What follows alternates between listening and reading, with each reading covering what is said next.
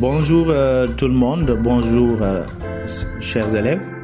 Voilà, aujourd'hui je vous propose une correction d'un BFM blanc SVT 2025.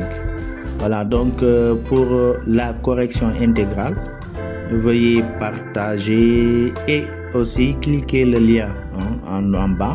Le lien est indiqué en bas pour voir l'intégralité de la correction. Voilà, donc pour l'ex-grand 1, maîtrise des connaissances, on a des organes. Ici, on vous demande pour chacun des organes suivants, trouve une définition et un rôle correspondant en associant sur ta copie les chiffres et les lettres.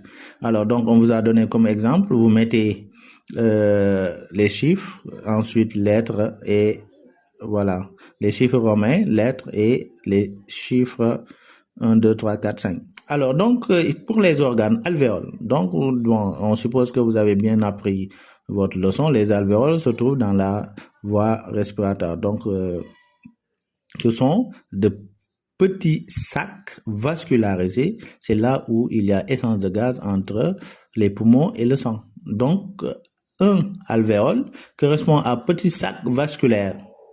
Donc, vascularisé. Alors, ces petits sacs, c'est zone d'échange de gaz respiratoire. Donc, on retient un, grand 1, chiffre romain, grand C, comme définition, et rôle, c'est petit 2. Alors, pour néphron, c'est au niveau des reins, donc voie urinaire, excrétion urinaire. Donc, c'est dans cette partie-là, le rôle du rein dans l'excrétion urinaire et régulation du milieu intérieur. Alors, néphron, qu'est-ce que c'est? C'est l'unité structurale du rein, ça se trouve dans les reins. Et quel est son rôle? Son rôle, c'est la filtration 4. Donc, on a grand 2, grand E et 4. C'est la bonne réponse. Ensuite, le cerveau. C'est un centre nerveux, comme définition.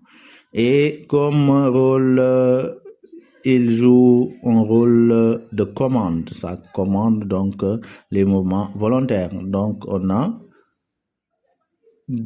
3, grand A et petit 3.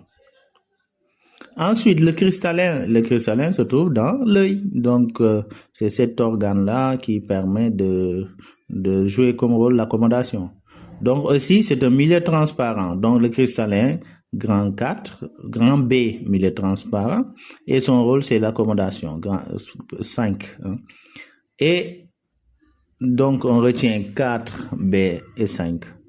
Un nerf, ici, c'est un ensemble de fibres nerveuses. L'ensemble des fibres nerveuses constitue un nerf. Et son rôle, c'est de conduire l'information, l'information peut quitter du milieu extérieur, c'est-à-dire sous forme de stimulation, de stimulus, et les récepteurs vont capter l'information, transformer l'information sous forme de message nerveux sensitif, qui est conduit par le nerf sensitif et arrive au niveau du centre. Bon, ici, d'un centre. Maintenant, après, le centre va analyser, interpréter, envoyer une commande sous forme de message nerveux moteur, qui est conduit par le nerf moteur et arrive au niveau du récepteur, de l'effecteur, autant pour moi. Donc, on exécute la commande. Alors, donc, c'est grand 5, chiffre romain, D et 1. Voilà, donc.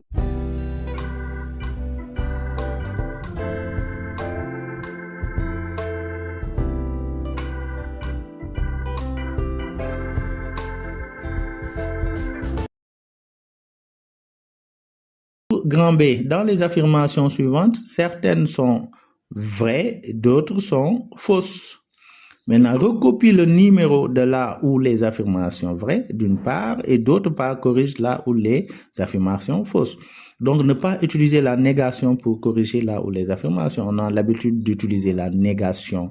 Si c'est faux, on utilise la négation. Donc, ici, il est formellement déconseillé d'utiliser la négation. Donc, il faut bien lire les consignes. Alors, donc, la glycosurie correspond à la présence de glucose dans le sang. Donc, normalement, là, on sait que c'est faux. Parce que la glucosurie, dans glycosurie, il y a glucose et urie. Urie, ici, est relatif à l'urine. Donc, c'est la présence de glucose dans l'urine. Donc, si on veut dire que la glucosurie correspond à la présence de glucose dans le sang, ça, c'est faux. C'est pas dans le sang, mais dans l'urine. Alors, à quoi correspond la présence de glucose dans le sang? C'est la glycémie. Glycémie, c'est la présence de glucose dans le sang. À distinguer de la glucosurie qui correspond à la présence de glucose dans l'urine. Voilà, donc ici, c'est faux et la correction, on va tout simplement mettre que la glucosurie correspond à la présence de glucose dans l'urine. Donc, on n'utilise pas de négation. Le principe de recoupement permet de donner l'âge exact d'un événement géologique. Donc ça aussi, on voit que c'est faux. Donc le principe de recoupement ici est une méthode de datation relative. Ça permet de situer un événement par rapport à un autre. Hein? Donc ça veut dire que c'est faux. Le principe de recoupement, voilà, permet de donner l'âge exact d'un événement géologique, c'est faux. Et la correction, c'est le principe de recoupement permet de donner l'âge relatif d'un événement géologique. Voilà, donc il y a d'autres façons de corriger ces phrases-là. On peut corriger ces phrases autrement en disant, par exemple, on peut dire que le principe, au lieu de, le principe, au carbone 14 permet de donner l'âge exact d'un événement. Voilà. Donc, ou bien, pour le 1, on peut dire aussi la glycémie correspond à la présence de glucose dans le sang. Donc, dans l'un ou l'autre, donc, on peut accepter ces corrections. Alors, le métamorphisme de contact est un métamorphisme de haute température et de basse pression. Alors, donc, ici, il faut comprendre que le métamorphisme de contact, le principal facteur du métamorphisme, c'est la chaleur. Donc, c'est la température ici. Alors, donc, naturellement, et basse pression. Donc, ici, on voit qu'on a une haute température. Ici, donc, le principal facteur, c'est la température. Donc, on peut dire que c'est vrai, parce que il y a la pression qui est basse, qui n'a presque pas d'effet sur ces roches-là. Donc, on peut dire que ici, c'est vrai. C'est vrai. Donc, il faut connaître les différents types de métamorphismes. Les métamorphismes de contact où c'est la température qui est le principal facteur. On a le métamorphisme régional où on a la température et la pression qui sont élevées, et le métamorphisme de choc ou dynamométamorphisme où ici le principal facteur c'est la pression. Voilà. Donc, et pour chaque type de métamorphisme, on va observer le caractère des roches. Les caractères des roches, bon, peut-être on va y revenir après. Une grenouille spinale est une grenouille décérébrée. Spinale renvoie à la moelle épinière. Donc, une grenouille spinale, c'est une grenouille qui possède une moelle épinière. Donc, ça, ce qui veut dire que, on sous-entend là que la grenouille n'a pas de cerveau, ou bien de l'encéphale. On a enlevé l'encéphale. Donc, on peut, si une grenouille est spinale, ça veut dire qu'on a enlevé son cerveau, ou bien on peut dire l'encéphale, on a enlevé l'encéphale. Alors, donc, cette affirmation est vraie. Voilà. Donc, si on me disait que aussi une grenouille démédulée, c'est enlever la moelle épinière. Voilà. Donc, une grenouille démédulée, c'est une grenouille dont on a enlevé la moelle épinière. Voilà. Donc, voilà. Donc, en résumé, voilà. Vous regardez ici la correction. Voilà, avec grand A, grand B. Donc, les réponses sont indiquées ici. Voilà, donc les réponses sont là.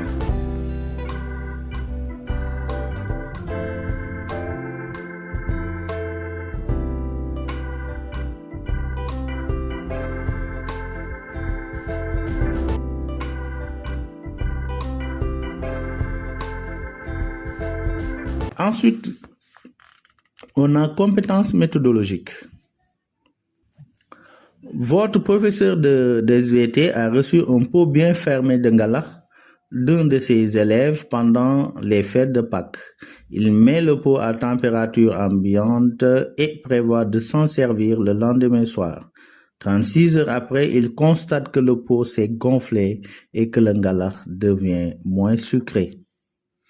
Quel phénomène biologique s'agit-il? Alors, il faut comprendre que, comme j'ai l'habitude de le dire, la fermentation, pourquoi la fermentation? C'est pas pour le plaisir de l'homme, pour avoir, voilà, un goût agréable ou, voilà, pour la satisfaction de l'homme.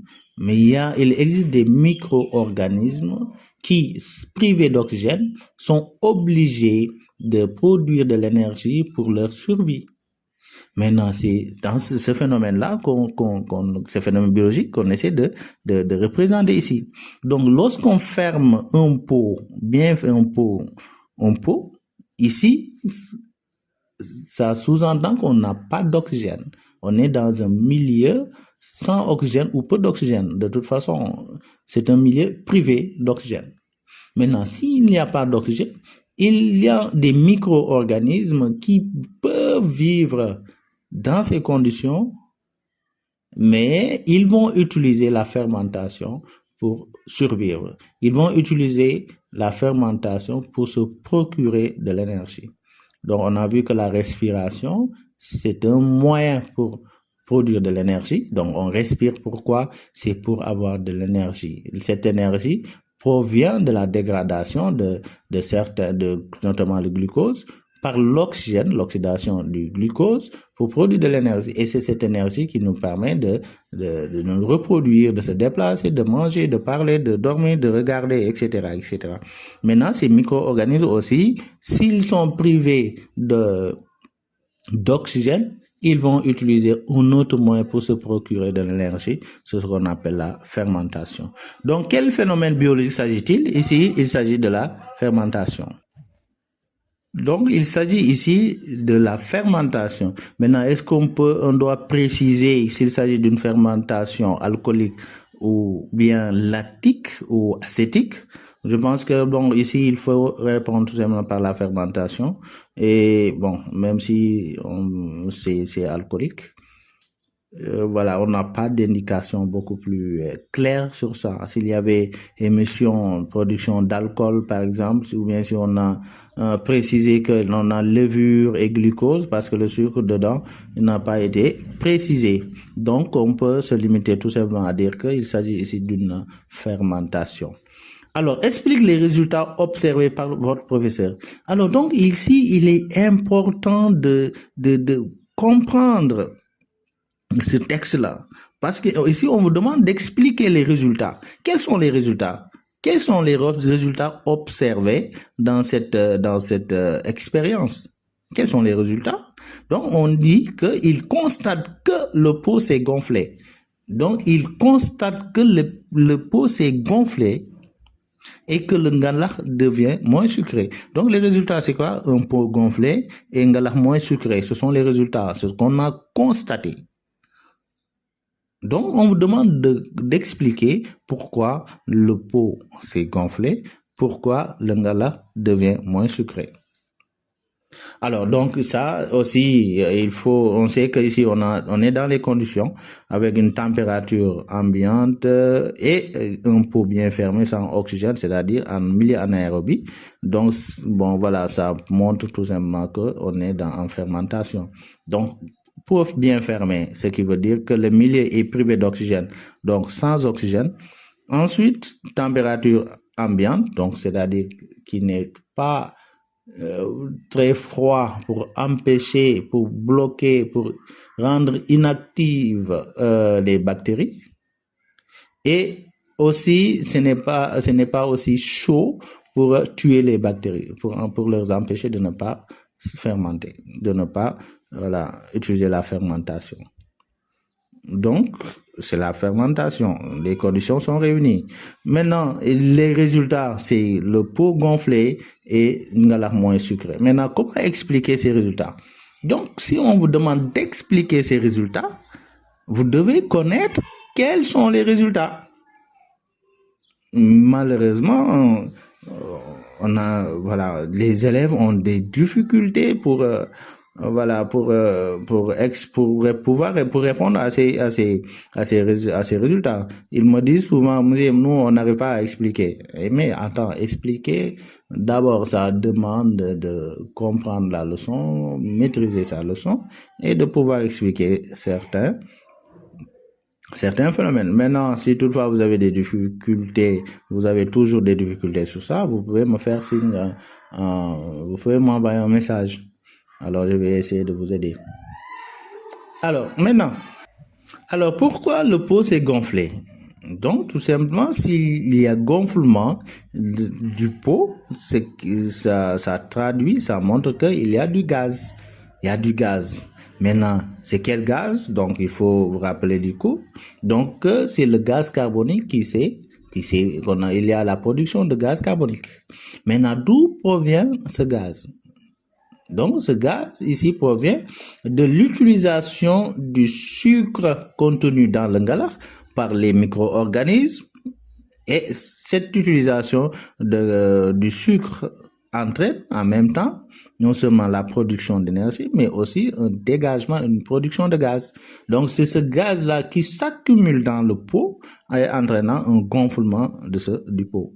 Maintenant, je vous donne un exemple. Vous pouvez acheter votre sachet de lait caillé. C'est le vendeur de lait caillé. Si vous laissez votre, pas au frigo, mais à l'air, à température ambiante, vous laissez votre sachet de lait quelque part. Quelques heures plus tard, on constate que ce sachet gonfle. Pourquoi ça gonfle? Parce qu'il y a du gaz dedans. D'où provient ce gaz? Ce gaz provient tout simplement de la destruction, de l'utilisation du glucose par ces micro-organismes, et ce gaz qui s'accumule progressivement dans ce milieu entraîne un gonflement de ce sachet. Donc, c'est ce qu'il faut comprendre ici. Donc, comme réponse, un gonflement du pot qui est dû à la production de gaz carbonique par les micro-organismes lors de la fermentation. Le gaz s'accumule dans le pot fermé, provoquant un gonflement du pot. Donc, c'est ce qu'il faut retenir ici. Donc, ce gaz provient de l'utilisation du sucre. Cette utilisation du sucre entraîne ici une production d'énergie et du gaz. Maintenant, c'est ce gaz-là qui va s'accumuler dans le pot fermé et provoquant un gonflement. Alors, et l'autre, c'est le ngalax devient moins sucré. Pourquoi? Ici, si c'est moins sucré, donc, pourquoi c'est devenu moins sucré? Parce que ces micro-organismes utilisent ce sucre. Donc, comme j'ai dit tout à l'heure, il utilise ce sucre pour produire de l'énergie, pour survivre. Maintenant, il utilise cette énergie pour se multiplier. Donc, pourquoi le ngalax devient moins sucré? C'est dû à la consommation du sucre du mélange par les micro-organismes pour produire de l'énergie. Donc, c'est ce qui entraîne une réduction du goût sucré. Donc, il faut, de manière très simple, on peut dire que le ngalax devient moins sucré parce que les micro-organismes utilisent ce sucre-là pour produire de l'énergie. Donc, ce qui explique ces résultats. Alors, grand B, après avoir versé du jus sucré dans un flacon, on y ajoute des levures, puis on compte le nombre de levures dans le milieu.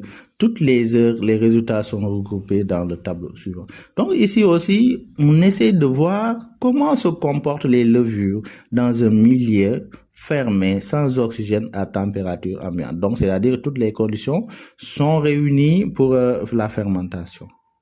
Donc, je vous exhorte, pour ceux qui ne savent pas construire une courbe, donc il est temps.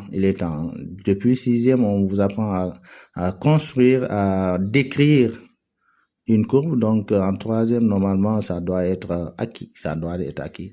Donc je vous exhorte vraiment à revoir la méthodologie de construction de courbe, de description et interpréter. C'est important. Donc ça vous aide ça vous aide aussi plus tard, surtout au cycle secondaire ou en histoire, géographie ou bien en PC, SVT, même mathématiques, vous avez besoin de ces courbes-là. Mais maintenant, nombre de levures. Donc, voilà le tableau. Le tableau est là. Donc, on vous demande de construire, tracer la courbe de variation du nombre de levures en fonction du temps. Donc, ici, voilà. Donc, on vous donne l'échelle 1 cm, 1 heure, 1 cm, 100 millions par millilitre. Donc, échelle aussi, il faut savoir utiliser l'échelle. Voilà, et tracer rapidement. Donc, ici, on vous demande de tracer la courbe de variation du nombre de levures en fonction du temps. En fonction de quelque chose, ça, vous le mettez sur l'axe des abscisses. Et l'autre, c'est-à-dire le nombre de levures, vous le mettez sur l'axe des ordonnées. Donc, si vous voulez plus d'explications, vous pouvez me faire signe en privé pour régler ce problème définitivement. Parce que si vous inversez les axes, au lieu de mettre sur l'axe des abscisses, vous mettez ce que on doit mettre, vous mettez sur l'axe des abscisses, vous inversez en tout cas les deux axes.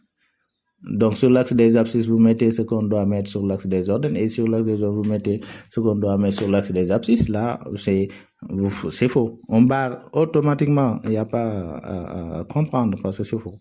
Et lorsqu'on ne trouve pas la construction, lorsqu'on ne trouve pas correctement la courbe, dites-vous que c'est fini pour la description, parce que si la courbe n'est pas, on doit décrire la courbe. Maintenant, si la courbe n'est pas bonne, donc ça veut dire que la description ne sera pas bonne.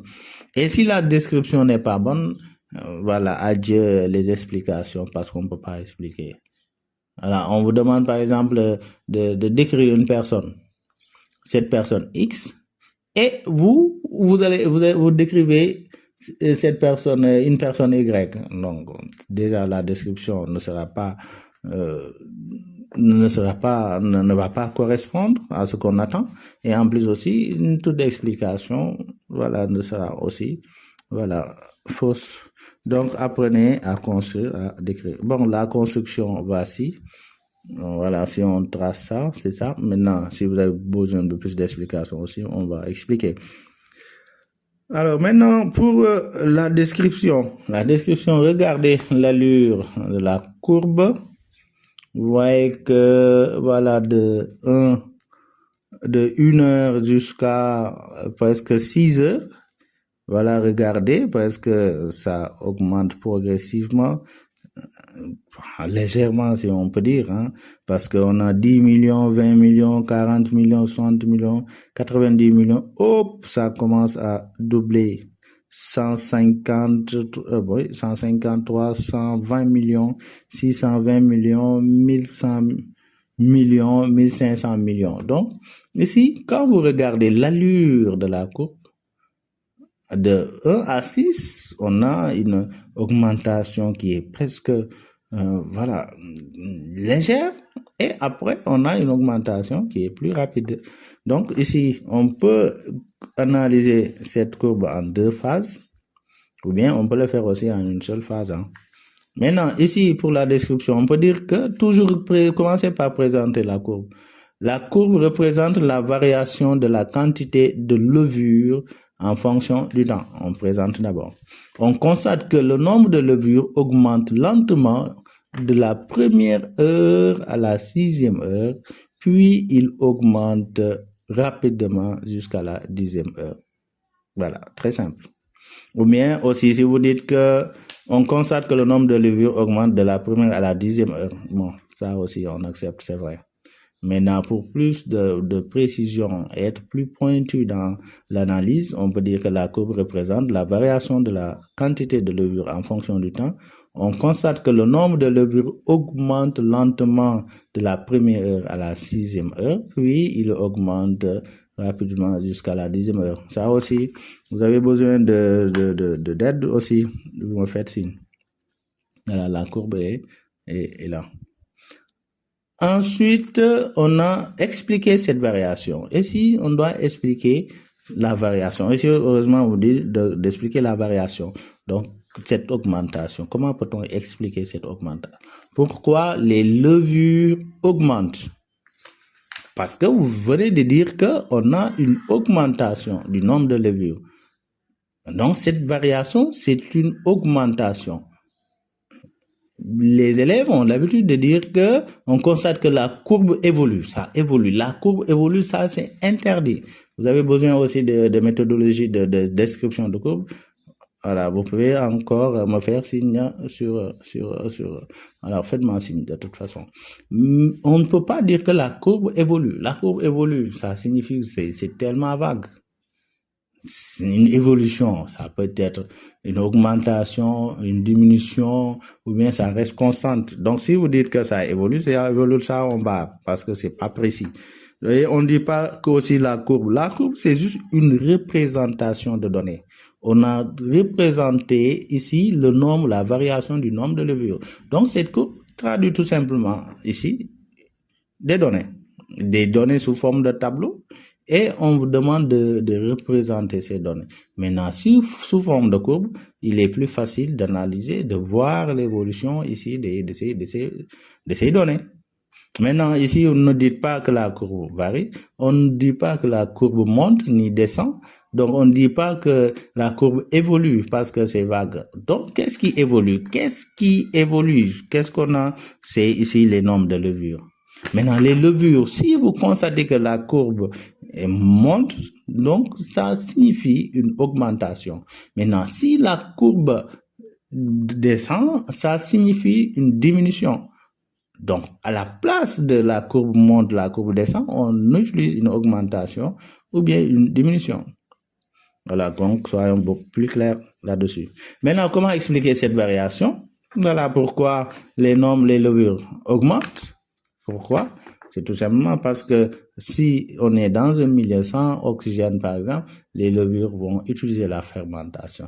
Maintenant, lors de la fermentation, ces levures vont consommer du sucre pour produire de l'énergie. Et cette énergie est utilisée pour leur multiplication. Donc, sans énergie, on ne peut pas se multiplier. C'est valable chez l'homme, c'est valable chez toutes les espèces.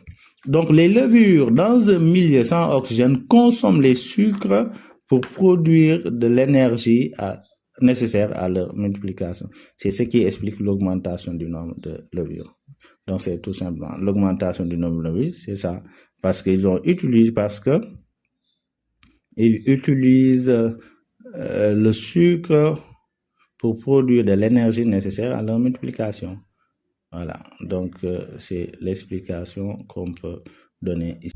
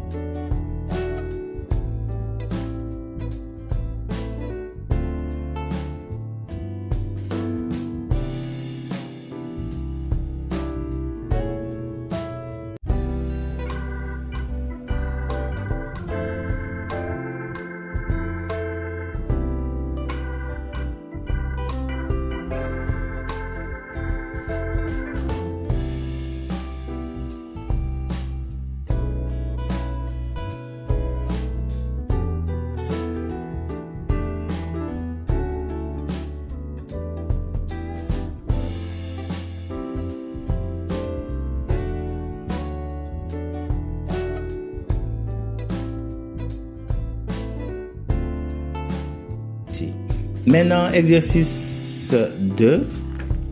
Voilà, voici l'exercice.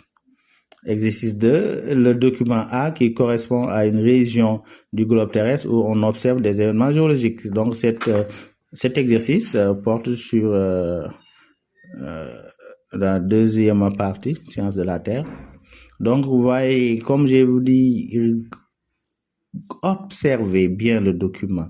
Informez-vous de ce document. Informez-vous. Prenez les informations. Lisez tout parce que c'est important. Parce que sinon, voilà, ça sera très compliqué de répondre à ces questions. Donc ici, le document correspond à une région du globe terrestre où on observe des événements géologiques. Alors ici, on a profondeur en kilomètres. Alors, ensuite, la pression en pascal, en millions de pascal, et la température ici en degrés Celsius. Alors donc, quand vous regardez bien, quel phénomène on observe ici? Donc, on voit qu'ici, on a une plaque qui est en train de s'enfoncer, de glisser sous l'autre plaque. Et en bas, qu'est-ce qu'on observe? On observe qu'il y a le magma qui remonte et qui remplit les réservoirs,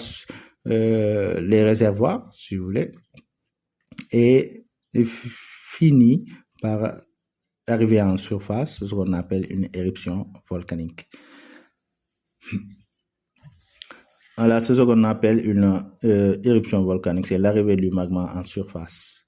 Voilà, donc, alors, maintenant, on a le manteau supérieur, voilà, et la croûte océanique, CO, croûte océanique, une partie du manteau supérieur, une partie du manteau rigide, du manteau supérieur rigide, constitue aussi une plaque. Donc, on voit que ici, on a une plaque océanique qui s'enfonce sous une autre plaque ici.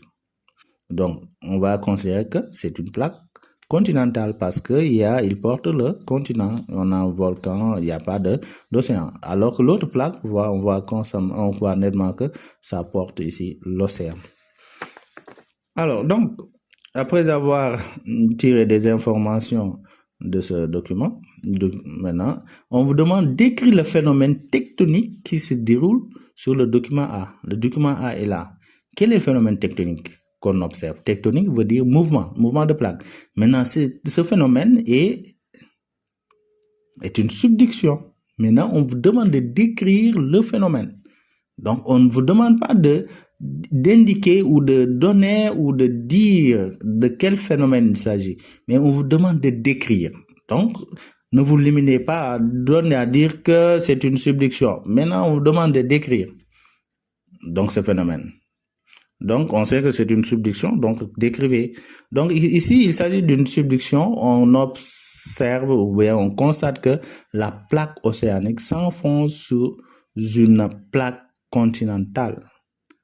Donc, voilà, c'est la description. Comment varie la température et la pression en fonction de la profondeur? On vous a donné ici profondeur en kilomètres. On voit que la flèche est orientée vers le bas. La pression, la température aussi, ces échelles sont orientées vers le bas. Qu'est-ce qu'on constate? Que lorsqu'on s'enfonce, lorsqu'on va vers les profondeurs, on constate que la pression augmente et la température aussi augmente. Parce qu'à 0, on voit que 0 km, on a 0 pression, mais 30 degrés. Maintenant, lorsqu'on s'enfonce, qu'on va dans les profondeurs, on constate en même temps que la pression augmente et la température augmente. Donc, comment varie la température et la pression en fonction de la profondeur? La température et la pression augmentent en fonction, augmente au fur et à mesure que la profondeur augmente. Donc, ici, on peut dire que plus la profondeur augmente, plus la température et la pression augmentent. Donc, la température et la pression augmentent en fonction de la profondeur. Donc, voilà, pour être plus précis, plus la profondeur augmente, plus la température et la pression augmentent. Maintenant, quel type de métamorphisme se déroule au niveau de la zone 1? Justifie la réponse. Au niveau de la zone 1, regardez, on est dans des profondeurs. On est dans les profondeurs. Et dans les profondeurs, on peut dire jusqu'à 400 km. de profondeur, 400 km de profondeur.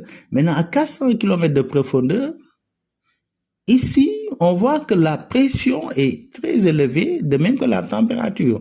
On peut même dire que la pression est de 1500 pascal, millions de pascal, et la température de presque 900 degrés Celsius. Donc, ça veut dire que la pression y est énorme et la température très, très élevée.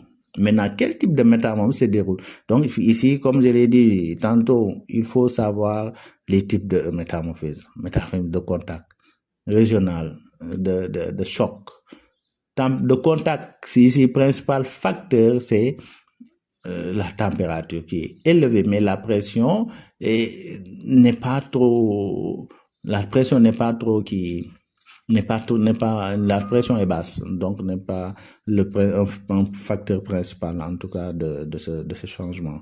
Maintenant, le métamorphisme général, ici, c'est la température et la pression qui agissent. Et pour le métamorphisme de choc, c'est principalement la pression.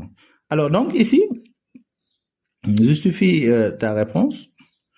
Donc, ici, aisément, vous répondrez par... il s'agit ici de métamorphisme régional.